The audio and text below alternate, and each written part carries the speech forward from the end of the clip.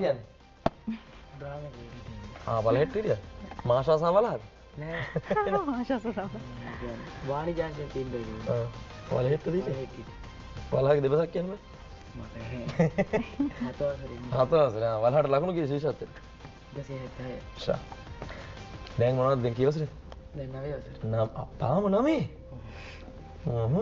ඔයාගේ මොකද ජොබ් එක? මා ඩිෆෙන්ස් සයිඩ් එකේ තමයි ඉන්නේ.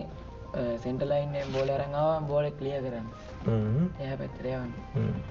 ඔයා ක්ලියර් කරලා දෙනවා ෂූට් කරන එක නා ෂූට් කරනවා. ඔව් පාසින් එකක් යවනවා ඉස්සරහා ඉන්න කට්ටියට ඒගොල්ලෝ ෂූට් කරනවා.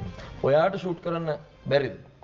දුර වැඩි. දුර වැඩි. ඔයාට අරන් ගිහලා ෂූට් කරන්න අරන් ගිහලා ෂූට් කරන්න ගියොත් ඉතින් අර පිටියස් ඉන්න කට්ටියක එක්කෙනෙක් අඩු වෙනවනේ.